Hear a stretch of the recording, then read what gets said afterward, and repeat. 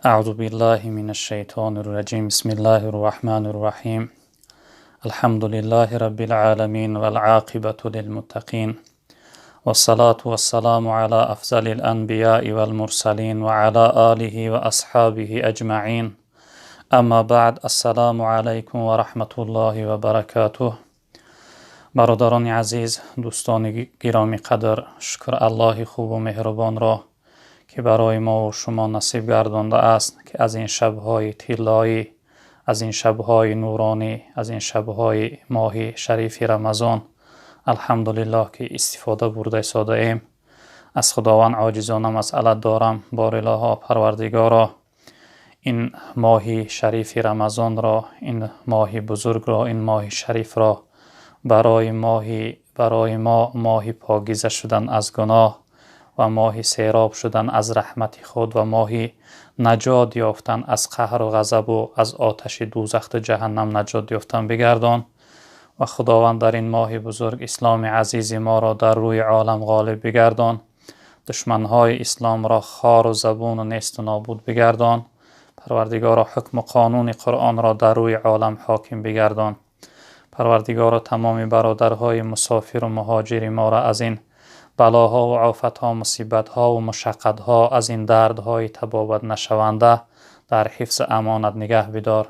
پروردگارا بیماری ها را شفای عاجل کامل نصیب بفرما. قرضدارا را از حالت قرضداری نجات بده. به فرزندا را فرزند صالح عطا بفرما. زنها و مادرها و خواهرهای ما را در پرده حیای خودت مستور بگردان. محبوسها و زندانیا را آزادی نصیب بگردان. پروردگارا خاتمه ما را به خیر بگردان. آمین یا رب العالمین. برادران عزیز، صحبتی که امروز می خواهم خدمت شما داشته باشم جوابی سوالهای برادرها هستند که برای ما سوالهای فرستاده اند.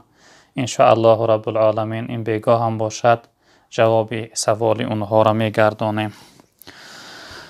برادر عزیز سوال کردند که السلام علیکم داملای محترم، خواهش میکنم به این سوال ما جواب گویید.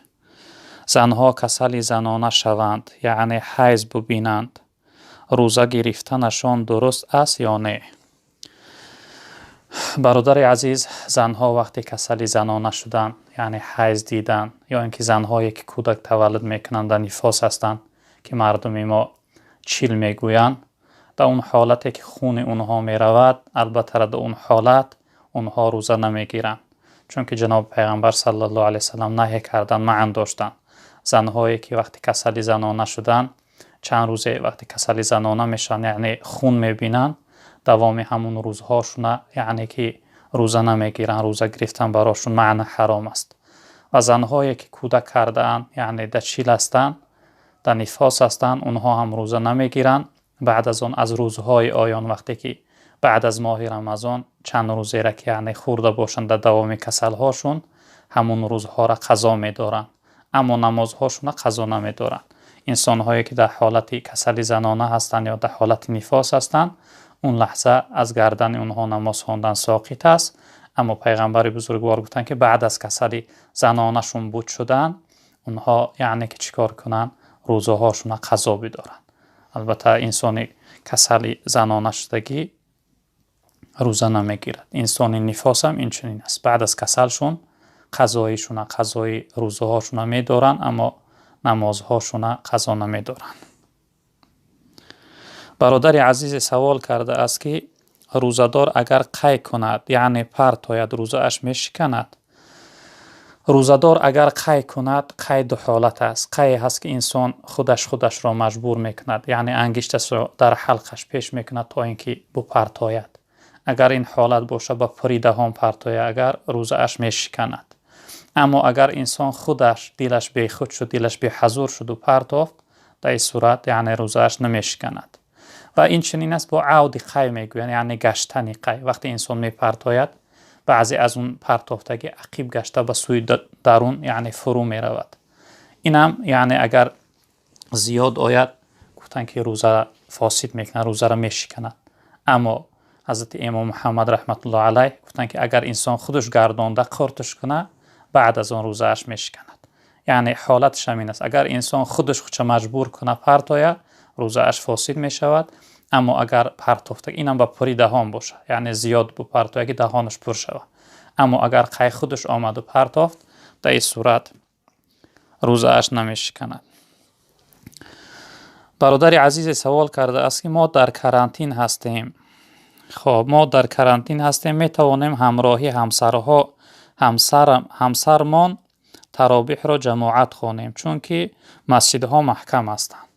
بله برادر عزیز، می توانی همراهی همسرت، همراهی پسرها و فرزندهای نابالغتون جماعت خوانی. فقط بین زن و فرد جدا بودن صف فرض است.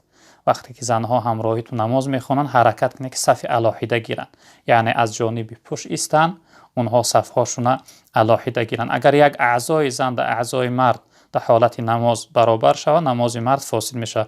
مثلا اگر از گردن بالای زن تا یعنی بوجیلک های پای مرد آمد، نماز مرد فاسد میشه، چون که بین زن و مرد جدا بودن صف در نماز فرض است.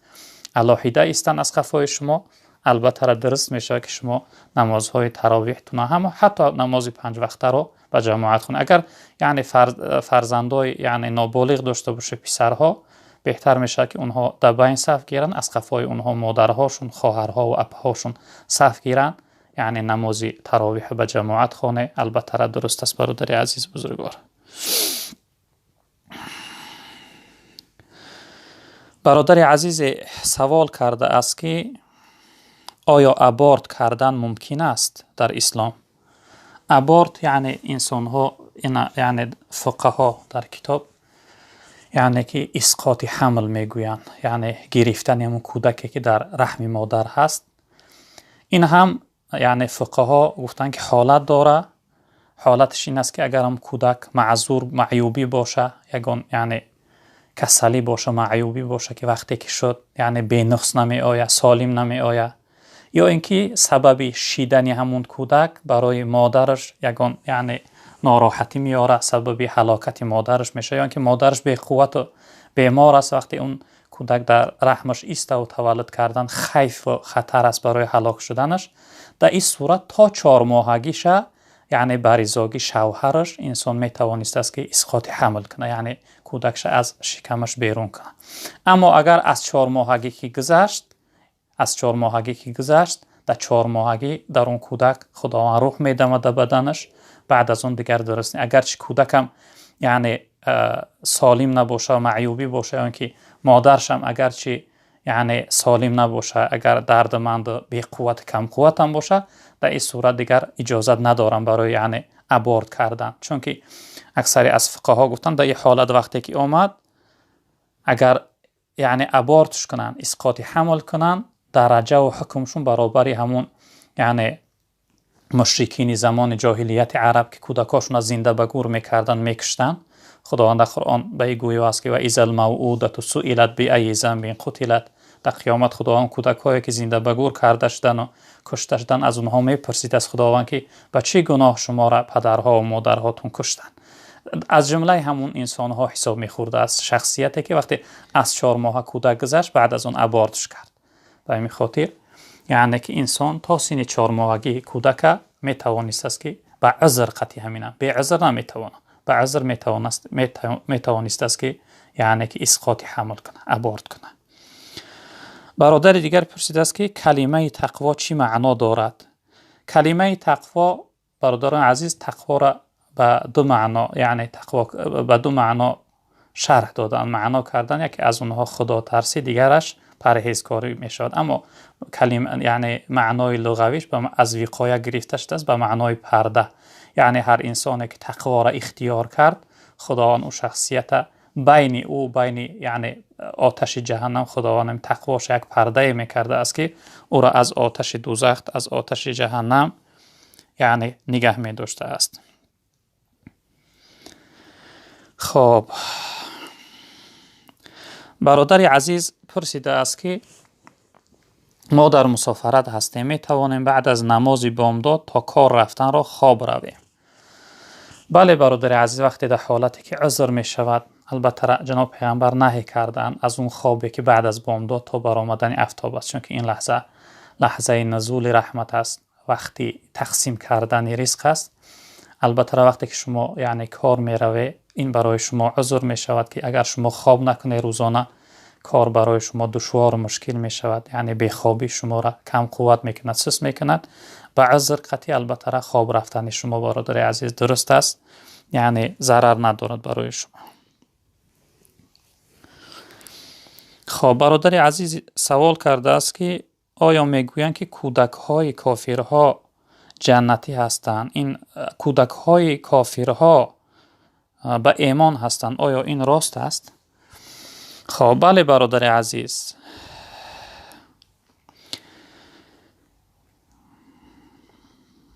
جناب پیغمبر صلی الله علیه وسلم را حدیث مبارکشون هست که کل مولود یولد علی الفطره، تمام تولد می شدگی یعنی هر کودکی که تولد می شود به ایمان فطری تولد می شود. ایمان فطری اون ایمانی هست که خداوند وقتی حضرت آدم علیه السلام را خلق کرد از پشت وی از تو مهرش تمام ذریه‌اش را، یعنی تمام انسان‌هایی که از اول دنیا تا آخر دنیا چه کافر هستند چه مسلمان، همه اونها میگه اون روز در پشت حضرت آدم جا بودند. خداوند اونها را در زمین ریزان، همه اونها را صاحب عقل گردان و مثل از مورچه زردک میده‌تر بودند. به روایت بعد از اون خداوند به اونها عهد کرد که الست بربکم، آیا من پروردگار شما نیستم؟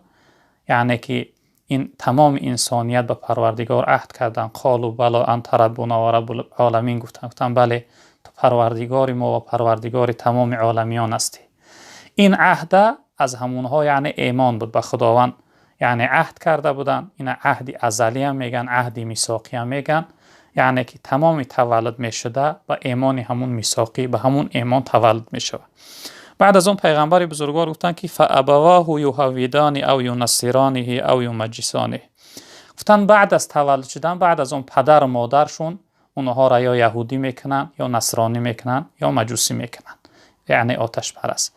البته این درست است که تمامی تولد میشده به ایمان فطری تولد میشه، یعنی کودک های این نصرانی ها کودک های کافر ها هم باشن و ایمان تولد میشن، بعد از اون پدرهاشون مادرهاشون اونها را کافر میگردونن، یعنی بعد از اون اونها را در هم عقیده و در دین رویه خودشون یعنی که اونها را تربیه میکنن، کافرشون میکنن.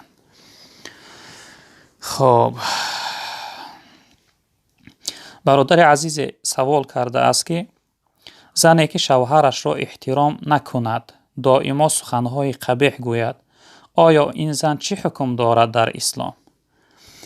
زنی که شوهر را احترام نکنه، گپ شوهر را گردانه به سوی شوهر، یعنی سخنهای قبیح و بد گوید، این زن البته را در لعنت خداوند گرفتار است، از رحمت خداوند محروم و بی‌نصیب است. این زن از جمله زنهای یعنی بدبخترین زنها است، چون که زن باید که یعنی اطاعتگر، باید یعنی حرمت کننده و احترامت کننده شوهر باشه. حضرت امام احمد و نسائی حدیثی را روایت میکنن از حضرت عایشه مادرمون رضی الله تعالی عنها که حضرت از رسول اکرم صلی الله علیه وسلم پرسیدن که ای الناس اعظم حقا علی المرأة، گفتن از همه زیادتر حقدارترین شخصیت در بالای زن کی هست؟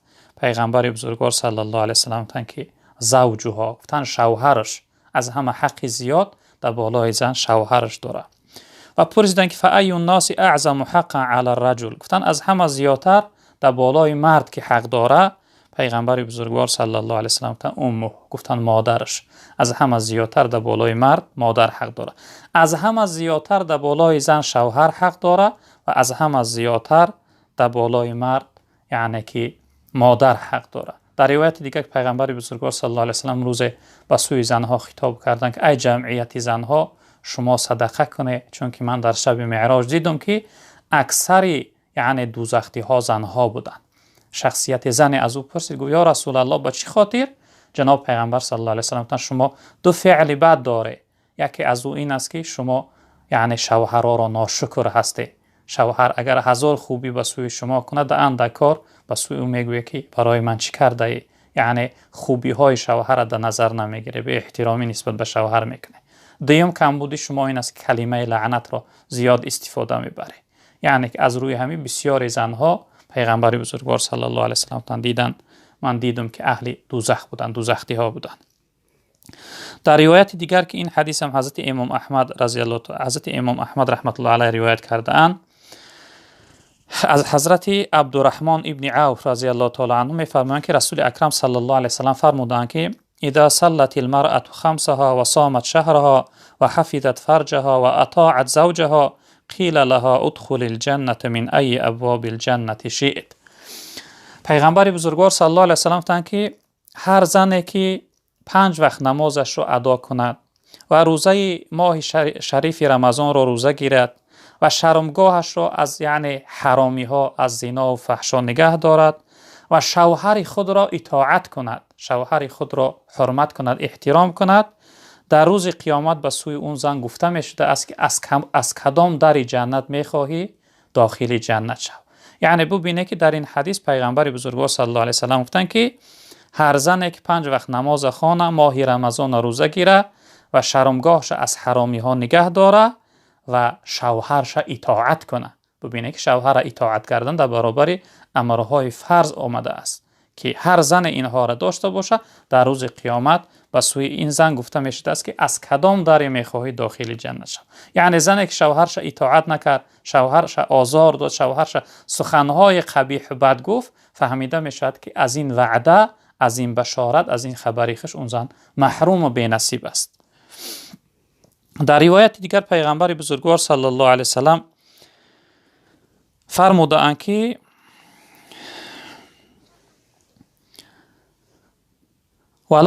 ولو این حدیث امام احمد روایت کرده است، پیغمبر بزرگوار صلی الله علیه وسلم گفتند که لا یصلح لبشر ان یسجد لبشر. گفتند صلاحیت یعنی اجازت نیست، درست نیست که انسان از برای انسان سجده کنه. ولو صلح لبشر ان یسجد لبشر لامرت المرأة ان تسجد لزوجها من عظم حقه علیها. گفتند اگر درست می بود سجده کردن از برای انسان سجده کنه، هر آینه من زنها را امر میکردم که شوهرهاشون را سجده کنن، از جهتی یعنی بزرگ بودن حق شوهر در بالای زن. یعنی بچنان حق بزرگی داره شوهر در بالای زن که پیغمبر بزرگوار گفتن اگر سجده در غیر الله درست می بود، من زنها را امر میکردم که شوهرهاشون را سجده کنن. حتی در روایت پیغمبر بزرگوار صلی الله علیه و سلم که این حدیثی هم بخاری هم مسلم است، حدیثی صحیح است، از حضرت ابو هریره رضی الله تعالی عنه روایت شده که پیغمبر بزرگوار گفتند لا یحل للمرأة ان تصوم و زوجها شاهد الا باذنه. گفتند حلال نیست از برای زنها این که روزه نافله یعنی روزه نفلی گیرن در صورت حالتی که شوهرشون حاضر باشه مگر به اجازت شوهر.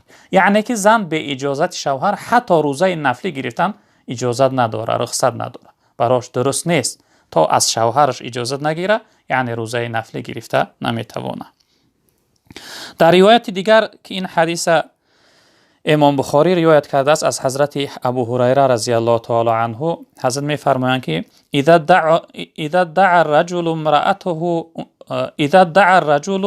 امرأته الى فراشه فابت فبات غضبان علیها لعنتها الملائکه حتی تصبح. هر وقت شوهر زنش در جاگه به سوی خودش دعوت میکنه برای همخوابگی و این زن یعنی رو میگردانه و گردن نمیگیره، قبول نمیکنه دعوت شوهرش، این مرد غضبناک میگرده. جناب پیغمبر صلی الله علیه و سلم گفتن که تا سحر تمام ملائکه این زن لعنت میکنن، یعنی که در لعنت ملائکه این زن مبتلا و گرفتار است وقتی که شوهرش آزار داد و خفه کرد. برادر دیگر سوال کرده است که آیا روزدار میتواند که آوازی کند؟ البته روزدار میتواند که آوازی کند، یعنی در کدام حالت؟ در این حمام ها، در جایهایی که آبها را در سر بدن میریزد. اما فقها در درون آب در آمدن روزدار یعنی مکروه گفتن، نهی کردن، منع داشتن. به چه خاطر؟ به خاطر که مبادا یکی از دماغ انسان یا از طریق دهان یا اینکه از جانب پایان از قفا اگر آب داخل شود روزه انسان فاسد میشه، روزش میشکنه.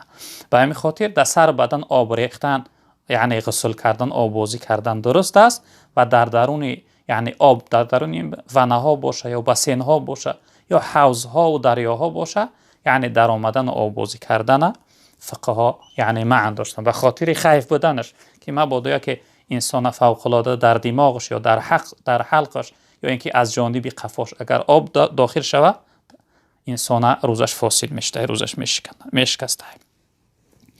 سلام علیکم دوستان محترم. طلاق میگویند بدترین کلمه است، در این باره معلومات میدادید؟ بله برادر عزیز، طلاق بدترین کلمه است. به چی خاطر؟ حتی بدترین حلال میگویند بدترین حلال است. به چی خاطر بدترین حلال است؟ البته طلاق این یک چیزی هست که یک چیزی حلالی که خداوند به سبب نکاح یک زنی که برای مرد حلالش میگردونه به سبب کلمه طلاق گفتن اون چیزی حلال کرده شده خدا را برای خودت حرام میگردونی. طلاق کلمه است که یک زنی را بیوه میگردونه، فرزندی را یتیم میگردونه. طلاق کلمه است که یک زندگی را ویرانه میگردونه. و طلاق به چی خاطر یعنی در بین آمده است؟ به چی خاطر طلاق ما یعنی آوردن برای استفاده بردن؟ به خاطر که یک زنی صالحه، یک زنی پاکیزه، یک زنی خدا ترس به سبب طلاق از یک مرد فاسق، یک مرد منافق، یک مرد بد خلاص می شود. یا اینکه این چنین یک مرد صالح و یک مرد عبادتگر و به تقوای خوب از یک زنی فاحشه بد ناپاک به سبب طلاق یعنی خلاص میگردن. به همین خاطر گفتن که کلمه طلاق بدترین چی است؟ بدترین حلال است یا اینکه بدترین کلمه است. به همین سبب انسان میتواند که یعنی انسان خودش از همدیگر جدا کنه. اما دیگر راههایی که اگر انسان یک زنی صالحه و خوب داشته باشه و طلاقش کنه، البته در این صورت خداوند غضب می آید. البته هر انسان که از یک طلاق زیاد گفت، 2 طلاق، 3 طلاق، 100 طلاق که امروز مردم عادت کردن میگویند، از یک زیاد شه، از یک طلاق گفت، از یک زیاد گفت، 2 طلاق، 3 طلاق، 100 طلاق گفت، در زیادهای گفتگیش در قیامت در نزد خداوند جواب میگوید، چون که حد خدا را پایمال کرده است، مرز خدا را پایمال کرده است. به این خاطر کلمه طلاق یعنی که بدترین کلمه است.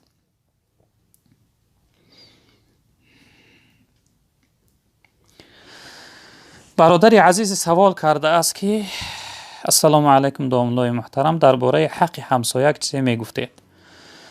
البته همسایه بالای انسان حقهای زیادی داره، چون که پیغمبر بزرگوار صلی الله علیه وسلم در روایت فرمودند که این حدیثی هم بخاری هم مسلم است که حضرت فرمودند که ما زال جبریل یوصینی بالجار حتی ظننت انه سیورثه.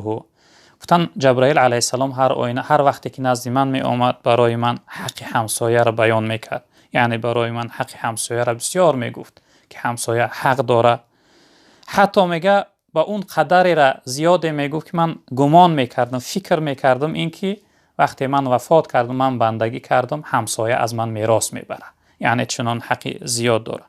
در حدیث دیگر که این حدیث هم بخاری هم مسلم روایت کردن که این حدیث صحیح است، متفق علیه، از حضرت ابو هریره رضی الله تعالی عنه میفرمایند که پیغمبر بزرگوار صلی الله علیه و سلم فرمودند که من کان یؤمن بالله والیوم الاخر فلا یؤذی جاره.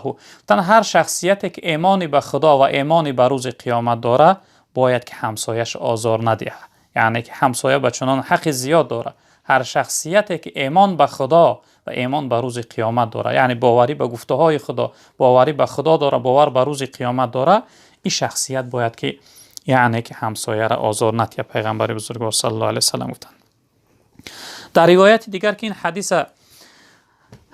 امام احمد روایت کرده است از حضرت ابو هریره رضی الله تعالی عنه میفرمایند که شخصیت قال رجل یا رسول الله ان فلانه تذكر من كثرة صلاتها و صيامها و صدقتها غیر انها تؤذي جیرانها بلسانها قال هي في النار. جناب پیغمبر میگه شخصیت نزد جناب پیغمبر صلی الله علیه و سلم گفتن که یا رسول الله، گفتن فلانی بسیار یعنی نماز زیاد میخونه، روزه زیاد میگیره، صدقه زیاد میکنه، غیر اینکه اون شخصیت همسایش به زبانش آزار میده. همین قدر کمبودی داره. انسان خدا ترس از نماز میخونه، روزه میگیره، یعنی که صدقه زیاد میکنه و اما یک کمبودی داره، یک عیب داره که عیبش این است که همسایه‌اش به زبانش آزار میده. پیغمبر بزرگوار صلی الله علیه و سلم که این انسان در دوزخ است، این انسان دوزخی است گفتن. اگرچه نماز و روزه و صدقه زیاد هم کنه، وقتی که همسایه‌اش آزار میده، پیغمبر بزرگوار صلی الله علیه و سلم این شخصیت دوزخی است. و در دوام حدیث گفتن که یا رسول الله گفتند فإن فلانة تذكر من قلة صيامها وصدقتها وصلاتها وأنها تصدق بالأسوار من العقيط ولا تؤذي جيرانها بلسانها قال هي في الجنة. در دوام حدیث گفتن یا رسول الله فلانی گفتن نمازی کم میخوانه، روزه کم میگیره، صدقه کم میکنه، اما خوبیش این است که همسایه‌اش آزار نمیده. جناب پیغمبر صلی الله علیه و سلم هی فی الجنه، گفتن این در جنت است، این جنتی است. گفتن یعنی که انسانی که همسایه‌اش آزار نمیده جنتی است. گفتن پیغمبر بزرگ انسانی که یعنی که همسایه‌اش آزار میده اون اهل دوزخ است. گفتن پیغمبر بزرگ صلی الله علیه و سلم. در روایت دیگر که این حدیث بخاری است از حضرت ابو هریره رضی الله تعالی عنه روایت است که پیغمبر صلی الله علیه و سلم گفتند که والله لا یؤمن والله لا یؤمن والله لا یؤمن، تن قسم به نام الله که ایمان کامل نداره، قسم به نام الله که ایمان کامل نداره، قسم به نام الله که ایمان کامل نداره. قیل من یا رسول الله، پرسیدند که یا رسول الله کی کدام انسان ایمان کامل نداره؟ قال رسول الله صلی الله علیه و سلم الذی لا یأمن جاره بواقعه، گفتن همون انسانی که همسایش از زبان او آزارها میبینه، شخصیتی که امین نمیمونه همسایش از او، از زبانش، از دستش، از کردارش، یعنی که امین آزار میبینه از همسایش، او ایمانی کامل نداره. حتی در روایت دیگر گفتن که لا يدخل الجنه من لا یأمن جاره بواقعه، گفتن که داخل جنت نمیشوه شخصیتی که همسایش از ضرر زیان او امین نیست، یعنی که همسایش دائما آزار میده، ضرر زیان میده. پیغمبر بزرگوار صلی الله علیه و سلم گفتند که او شخصیت ایمان کامل نداره. البته همسایه حقهایی که بالای انسان داره، مثلا نمک و چای و روغن و بعضی یعنی تبر و یعنی بیل و چیزهایی که یعنی انسان بسیاری حالت به اونها حاجت داره، وقتی اینها را پرسیدنی آمد باید انسان معن نداره، گوگیر از اون جمله اینها را باید حق همسایگی براش ادا کنی. این حق همسایه البته بزرگای دین در کتاب ها آوردن. همسایه بسیار حق زیاد داره، انسان باید به همسایه‌اش خوش مناسبت و خوش معامله باشه، چه همسایه خانگی باشه، چه همسایه جای کار باشه. مثلا در این بازارها برادرها سودا میکنن، همسایه‌های یعنی از جانبشون همکارهاشون، اینها هم همسایه را یعنی حق حقوق همسایگی دارن، باید که حق اینها رعایت شود. السلام علیکم دوستان محترم، درباره مجلس ذکر یک چیزی میگفتید که چی ثواب دارد؟ البته محفل مجلس ذکر برادران عزیز بزرگوار فایده ها و ثواب های زیاد داره که پیغمبر بزرگوار صلی الله علیه و سلم فرمودند که این حدیث مسلم است از حضرت ابو هریره و از حضرت ابی سعید خدری رضی الله تعالی عنهما روایت است که انهما شهد علی النبی صلی الله علیه و سلم انه قال، اینها شاهد بدن یعنی در محفل مجلس جای بدن که پیغمبر صلی الله علیه و سلم گفتن که لا يقعد قوم يذكرون الله عز وجل الا حفتهم الملائكه وغشيتهم الرحمه ونزلت عليهم السكينه وذكرهم الله في من عنده. گفتن نمیشینن مردم یعنی در یک مجلس مگر که در اونجا ذکر خدا میکنن، مگر اینکه خداوند حفتهم الملائکه، مگر اینکه گیردی مجلسی اونها را در اون محفل مجلسی که ذکر یاد خدا میشه، یعنی امر معروف و نهی منکر میشه، تلاوت قرآن میشه و مجلسی که در اونجا ذکر یاد خدا هست، در اون مجلس یعنی کنار او را ملائکه های رحمت یعنی حلقه میزنند، دوره میزنند در کنار اون مجلس. و غشیتهم الرحمه، خداوند رحمت شده محفل مجلس اونها نازل میفرماید، یعنی محفل اونها محفل نزول رحمت است. و نزلت علیهم السکینه، خداوند برای اهل اون مجلس سکینه میفرستاده است، یعنی آرامش حیات، آرامش قلب و وجود و جسم. خداوند یعنی حیات اونها را یعنی آرام میگردانده است. و ذکرهم الله فی من عنده. و دیگر اینکه پیغمبر بزرگوار صلی الله علیه و سلم گفتند که الله رب العالمین در نزد اون ملائکه های مقرب اهل این مجلس یاد میکرده است. وقتی هر مجلسی که اونجا ذکر یاد خدا شد، مردم جمع زدن، اهل همون مجلس، هر کدامشون خداوند نامشون گرفته در نزد حضرت جبرائیل و اسرافیل و میکائیل و عزرائیل و دیگر ملائکه های مقرب، یعنی خداوند اهل اون مجلس یاد میکرده است. در روایت دیگر که این حدیث حضرت امام احمد روایت کرده است، از حضرت انس ابن مالک رضی الله تعالی عنه میفرمایند که عن رسول الله صلی الله علیه و سلم قال: ما من قوم اجتمعوا يذكرون الله لا يريدون بذلك الا وجهه الا ناداهم مناد من السماء ان قوموا مغفورا لكم قد بدلت سيئاتكم سیئاتکم حسنات. پیغمبر بزرگوار صلی الله علیه و سلم تا که وقتی قوم در یک مجلس جمع میزنن که اونجا ذکر یاد خدا میشه و امر معروف و نهی منکر میشه، به خاطر خدا، یگان یعنی اراده و قصد مقصد دیگه ندارن، فقط به خاطر خدا جمع میزنن، ذکر میکنن، یاد خدا میکنن، امر معروف و نهی منکر میشه، مگر اینکه ندا کرده میشود از آسمان به سوی این جمله، این جمعیت، یعنی این قومی که در اون مجلس ذکر نشستند، به سوی اونها از آسمان ندا کرده میشده، یعنی فریاد کرده میشده اینکه قائم شوید، یعنی از جایهای خود بخیزید و پریشان شوید، روید به سوی خانه های خود که خداوند همه گناه های شما را مغفرت کرده است، خداوند همه گناه های شما را بخشیده است و به تحقیق تبدیل داده است خداوند گناه های شما را به ثواب، یعنی چقدر گناهی که پیش داشته خداوند همه اونها را تبدیل به ثواب کرد، یعنی اونها را محو و نابود کرد، اونها را خط کشید و در جای اونها خداوند ثواب نوشت. یعنی این فضیلت فایده های مجلس ذکر هست که وقتی اهل ذکر در یک محفل میشتن و سوی اونها از آسمان، یعنی از جانب خداوند ملائکه ندا میکردند که از جایهای خود برخیزید که خداوند همه گناه های شما را بخشیده است و یعنی گناهات و نابود کرده است، در جای اونها ثواب نوشته است.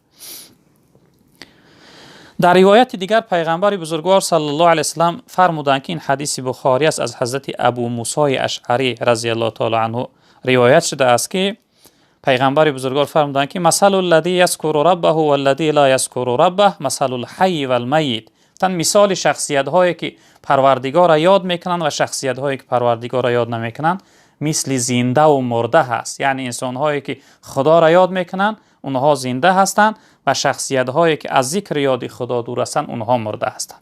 به این خاطر یعنی فایده های زیاد داره مجلس ذکر، حرکت داشته باشیم که من و شما هر جایی که نشست کردیم اونجا ذکر یاد خدا داشته باشیم، اگر اهل علم باشه حدی اقل یک آیت یا یک حدیث از حدیث های پیغمبر بزرگوار صلی الله علیه و سلم معنا کنه، تا اینکه اهل اون مجلس از جمله اون مردمی باشن که خداوند گناهاشون میبخشه و از رحمتش سیراب میگردونه و در عالم بالا، عالم ملکوتی، یعنی در نزد جبرائیل، اسرافیل و میکائیل، عزرائیل، این شخصیت ها را یاد میکنه. خداوند بزرگوار همه ما و شما را توفیق عبادت و بندگی زیاد بگردونه.